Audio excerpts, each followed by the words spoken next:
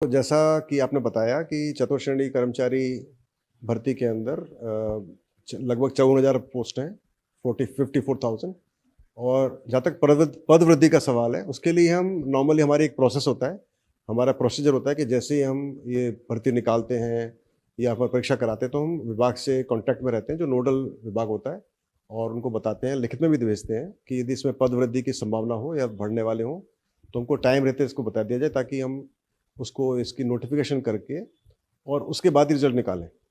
तो जैसा हम चाह रहे हैं, फोर्थ क्लास की भर्ती का रिजल्ट हम निकालना चाह रहे हैं अगले महीने की मिडिल तक, यानी कि संक्रांति 14-15 जनवरी के आसपास निकालने का हमारा प्रयास हम कर रहे हैं। तो हम चाह रहे हैं उससे पहले हमको पदवृद्धि के बारे में सूचना मिल जाए।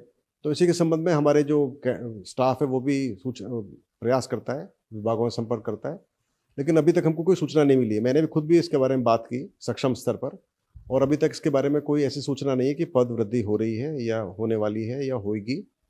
लेकिन वो भी उनका भी प्रयास होता है, क्योंकि ये काफ़ी बड़ी भर्ती है और बहुत सारे विभाग इसमें इन्वॉल्व होते हैं। लगभग सभी विभाग इसमें इन्वॉल्व हैं राज्य सरकार के। तो वो भी प्रयास करते हैं सभी विभागों से चेक करने का, यदि इसमें पदवृद्धि की संभावना है तो बताएं। तो हमारा प्रयास है, यदि पदवृद्धि होगी तो हम ज़रूर इसको शामिल करेंगे, और यदि आवश्यकता पड़ी तो हम थोड़ा बहुत डिले कर सकते हैं, लेकिन फिलहाल ऐसी कोई सूचना हमको नहीं मिली है। और ये मुझे नहीं कह सकता कि संभावना क्या है, क्योंकि वो ये हमारे बियॉन्ड परव्यू ऑफ बोर्ड है, विभाग इसके बारे में बता सकता है। तो जैसी कोई सूचना ऐसी होगी हम बता देंगे। सर, ये जो छात्र नेता हैं, युवा नेता हैं, वो लगातार कभी कहते हैं 6,000 पद पढ़ेंगे, 7,000 पद पढ़ेंगे, 1,700 पद पढ़ेंगे। अभ्यर्थी में बहुत ज़्यादा कन्फ्यूजन रहता है। जो कहता है वो उसकी बात मान लेते हैं। लगभग 21 लाख अभ्यर्थी हैं, बहुत सारे सवाल हैं और बहुत सारी आकांक्षाएं भी हैं। इन अभ्यर्थियों को आप क्या मैसेज देंगे कि पद वृद्धि होगी तो सबसे सटीक जानकारी कहाँ से मिले? देखिए, सबसे सटीक जानकारी तो सरकार ही दे सकती है, क्योंकि हमारे पास भी इसकी सूचना सरकार से आएगी। जब हमारे पास आ जाएगी हम जरूर बता देंगे, लेकिन जब तक हमारे पास सूचना नहीं आएगी लिखित में हम नहीं बता सकते। और अभी लिखित में और मौखिक कोई भी सूचना ऐसी नहीं आई है कि जहाँ पद वृद्धि हो रही हो। बाकी जो युवा नेता हैं या बेरोजगार नेता हैं वो प्रयास कर रहे होंगे अपने हिसाब से, और हर एक प्रयास करता है कि भाई, चूंकि ये इसमें 21 लाख लोग बैठे तो पद बढ़े। और सरकार की मंशा भी पदों को देने की है, लेकिन यदि वो उनके पास स्कोप होगा देने का तभी तो दे पाएंगे, नहीं तो नहीं दे पाएंगे। तो अलग अलग विभागों के आवश्यकता अनुसार ही फिर पद वृद्धि होती है। यदि आवश्यकता नहीं होगी तो नहीं बढ़ाएंगे पद। तो ये अपन ऑन बिहाफ ऑफ विभाग बात नहीं कर सकते। और जहाँ तक सटीक जानकारी का सवाल है, मुझे लगता है कि विभाग कैंडिडेट्स को अ, सुनने में कोई हर्ज नहीं है, वो सुने, लेकिन अपनी तरफ से उसको ना बढ़ाएं, ना अफवाह फैलाएं। और जब पद वृद्धि हो जाएगी हम बता देंगे, और हम उसको बिल्कुल सटीक सूचना देंगे जब भी हमको लिखित में ये सूचना मिल जाएगी। सर, देखिए, इस समय सबसे ज़्यादा हमारे पास सवाल आ रहे हैं पदों के वर्गीकरण को लेके। एमबीसी आरोप लगा रहा है कि 190 पद एक्स सर्विसमैन को ज़्यादा दे दिए हैं। ओबीसी वाले कह रहे हैं कि उनके 714 पदों में कटौती कर ली गई है। यही हाल 661 पदों का एससी का है। एसटी में भी लगभग 48 पद आ रहे हैं। ये पदों के वर्गीकरण को लेकर बहुत सारे सवाल हैं। युवा अब आंदोलन की भी चेतावनी दे रहे हैं कि हमारे पद हमें नहीं लौटाए तो हम आंदोलन करेंगे। देखिए, जहाँ तक पदों के वर्गीकरण का सवाल है, मैं पहले भी कई बार बता चुका हूँ कि हमारे पास विभागों से संबंधित विभागों से बस अर्थना आती है, और इस केस में हमारे पास एक ही नोडल विभाग है, उससे अर्थना आई हुई है, और उसके आधार पर फिर हमने नोटिफिकेशन निकाला है। और वो नोटिफिकेशन जो निकालते हैं वो बिल्कुल जो अर्थना में प्रारूप दिया होता है, जो वर्गीकरण दिया होता है उसके अनुसार हम उसका निकालते हैं नोटिफिकेशन।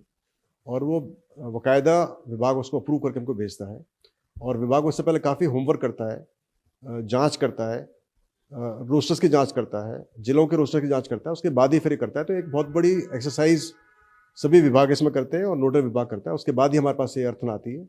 तो ये काफ़ी कुछ एक्सरसाइज करने के बाद हमारे पास आती है। अक्सर कैंडिडेट्स को उसके बारे में जानकारी पूरी नहीं होती है, और कुछ लोग भ्रमित करने की कोशिश भी करते हैं, मगर फिर भी उनको ऐसी कोई समस्या है तो वो अपनी समस्या प्रोजेक्ट कर सकते हैं। और मैं समझता हूँ कि यदि ऐसी कोई समस्या हमारे पास लिखित में आएगी तो उसको हम विभाग को समझा देंगे, बता देंगे, उसकी वो जांच कर लेंगे। लेकिन इसमें बोर्ड का कोई भी रोल नहीं होता है कि कितने पद किस कैटेगरी को जाना चाहिए, उसका वर्गीकरण क्या होना चाहिए, क्योंकि वो हमारे अधिकार क्षेत्र के बाहर होता है। तो हमारा कुछ भी उसके बारे में बोलना या उसको चेंज करना संभव नहीं है। इसको विभाग ही चेंज कर सकता है यदि करने की आवश्यकता हो तो। यदि हमारे पास कोई भी ऐसी कोई परिवाद आएगा या कोई हमारे पास ऐसे कोई डेलीगेशन आके हमको कोई देगा तो उसको हम विभाग को भिजवा सकते हैं, और इसके लिए कोई आवश्यकता नहीं है लड़ाई झगड़ा करने की या धरना प्रदर्शन करने की। सबसे सिंपल है, अपनी जो भी आप समझते हो कि आपके हिसाब से कितने पद होने चाहिए, क्या है वर्गीकरण होना चाहिए, अब अपनी जो भी एक आवेदन बना के या एक परिवेदन बना के या कोई भी एक डेलीगेशन की एक ज्ञापन देकर हमको दे सकते हैं, उसको विभाग को भिजवा देंगे और उसको विभाग चेक कर लेगा। तो मुझे लगता नहीं कि ये मेरी राय होगी कि आप इसके लिए कोई धरना प्रदर्शन करें और कुछ मोर्चा संभालें, कोई आवश्यकता नहीं है। सर, चतुर्थ श्रेणी कर्मचारी भर्ती में वैसे आपने रिजल्ट की डेट लगभग 15 जनवरी बता दी है कि 15 जनवरी को आएगा। परिणाम जारी होना, अभी आपत्तियों पर काम चल रहा है, क्या आपत्तियों का निस्तारण कब तक होगा? अभी तक क्या कुछ देखिए, इसकी आपत्ति हमको मिल चुकी हैं और वो कार्रवाई चल रही है। इसके अलावा हम कुछ बताते नहीं हैं कि निस्तारण हुआ, नहीं हुआ, कब होगा। ये सब हमारे आंतरिक मामले होते हैं। इसके हर एक मामले में हर एक को बताने की आवश्यकता नहीं होती है, मीडिया में भी और बच्चों को भी। और 15 जनवरी का हमारा प्रयास है, उसमें कई सारी चीज़ें हैं, जो आपत्तियां हैं, आपत्तियों का निस्तारण है, उसके बाद में नॉर्मलाइजेशन है। तो इसलिए हमारा प्रयास रहेगा कि हम 15 जनवरी तक इसका रिजल्ट निकाल दें।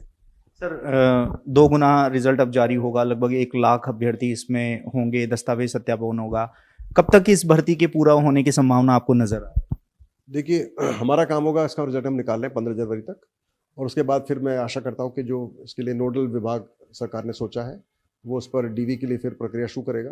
अब ये यकीनन चूँकि 1 लाख इसमें बच्चे इसमें आएंगे, लगभग 1 लाख से ऊपर बच्चे इसके अंदर होंगे, डीवी में तो काफ़ी वक्त लगेगा। पर मैं समझ रहा हूँ कि इससे पहले भी कर्मचारी चयन बोर्ड ने जब एक L1 L2 की जब डीवी कराई थी, उसमें भी लगभग 1 लाख बच्चे ही थे। जब 48,000 बच्चों की जब डीवी हुई थी, जब शिक्षा विभाग ने कराई थी, तो पहले भी ये कार्रवाई हो चुकी है। अब थोड़ी संख्या थोड़ी ज़्यादा है, तो और पिछली बार शायद जिले स्तर पर हुई थी, इस बार मुझे मालूम नहीं कि कैसे इसको नोडल विभाग कराना चाहेगा, पर मैं समझता हूँ वो भी इसको शायद संभाग स्तर पर या जिले स्तर पर कराना चाहेंगे। तो जो भी होगा उसके बारे में विभाग को ही बताना उचित रहेगा। लेकिन विभाग, सरकार भी और विभाग भी काफ़ी इस तरह से संवेदनशील है इस विषय के ऊपर। वो भी चाहेंगे जितना जल्दी हो सके इसकी डीवी हो। और हमने भी प्रयास किया है कि जैसे जो विकलांग कैंडिडेट्स होते हैं, जो दिव्यांगजन होते हैं, उनको भी हमने पाबंद किया है कि वो अपने स्वावलंबन कार्ड लेकर आएँ, ताकि उसकी वजह से डिले ना हो। और चूंकि ये 10th स्तर की परीक्षा है, तो इसमें मैं लगता हूँ कि जहाँ तक सर्टिफिकेट का सवाल है, वो उसमें ज़्यादा परेशानी नहीं होगी, तो काफ़ी फास्ट उसका निस्तारण होगा, डीवी जल्दी हो पाएगी। चूँकि नंबर ज़्यादा तो टाइम लगेगा, पर इसका भी एक निश्चित डेट मेरे बताना उचित नहीं होगा, क्योंकि डिपेंड करता है कि विभाग इसको किस स्तर पर कराता है और कितनी टीम्स इसमें लगाते हैं। तो फिर भी हम प्रयास करेंगे जितना जल्दी हो सके विभाग भी इस पर कार्रवाई करे।